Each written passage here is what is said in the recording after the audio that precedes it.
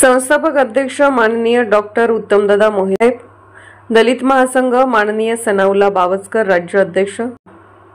Sangli Kolhapur road या दोन्ही जिल्ह्याला जोडणारा महत्त्वपूर्ण रस्ता असून डॉक्टर बाबासाहेब आंबेडकर पुतळ्यापासून ते अंकलीपर्यंत रस्त्याची फार अवस्था बिकट आहे।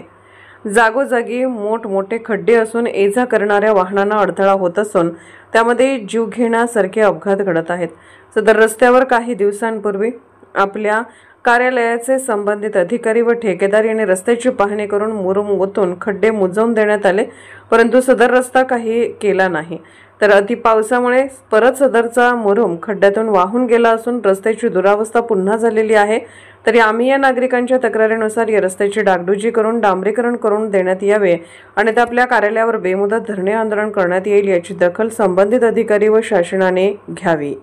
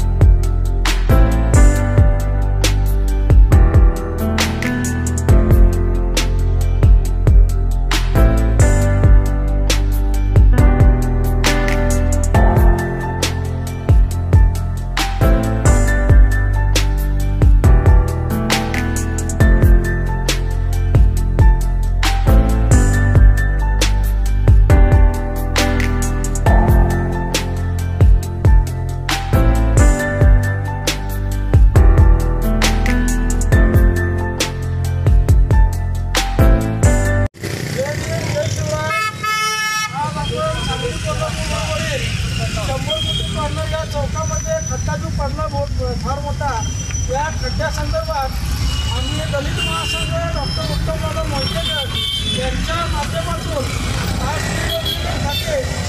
यांना मी वारंवार निवेदन देऊन सुद्धा की या सांगली कोल्हापूर ही जी जोडणारा जो रस्ता आहे, या जो मार्ग आहे, या दोन्ही जिल्ह्याला जोडणारा जो रस्ता आहे, या रस्त्याची आज बघितला तर अत्यंत दुरावस्था एकदम बिकट आहे।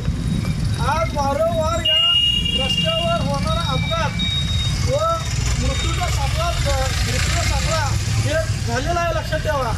आज आम्ही दलित महासंघ मोहिते गट यांच्या माध्यमातून मी सनाउल्ला बावस्कर, दलित महासंघ महाराष्ट्र राज्य उपाध्यक्ष या पदाने आज PWDचे अध्यक्ष माननीय अनिल पाटील साहेब यांना पत्राद्वारे निवेदन दिलं की सदर डॉक्टर बाबासाहेब आंबेडकर पुतळा ते अंकली या रोडवरील जे खड्डे पडले, हे खड्डे तुम्ही मागच्या 15 दिवसामध्ये तुम्ही मुरुम टाकून मुजून दिलेला, पण पावसाच्या अगदी वेळामुळे व पावसामुळे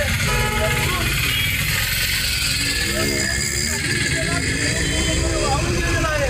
आज आम्ही संघटनेमार्फत अशी मागणी केली की हे डबरे तुम्ही आम्हाला डांबरीकरण करून उचलून द्यावे। तर आम्हाला अनिल पाटील साहेबांनी लिखीमध्ये आश्वासन केलेलं आहे की येत्या 2 दिवसांमध्ये पाऊस थांबलेला आहे, येत्या 2 दिवसांमध्ये आम्ही तुम्हाला साहेब की डांबरीकरण करून हे रस्ते तुम्हाला खड्डे मिळवून देतो व सांगलीचे सर्व नागरिक आम्ही आभार व्यक्त करतो।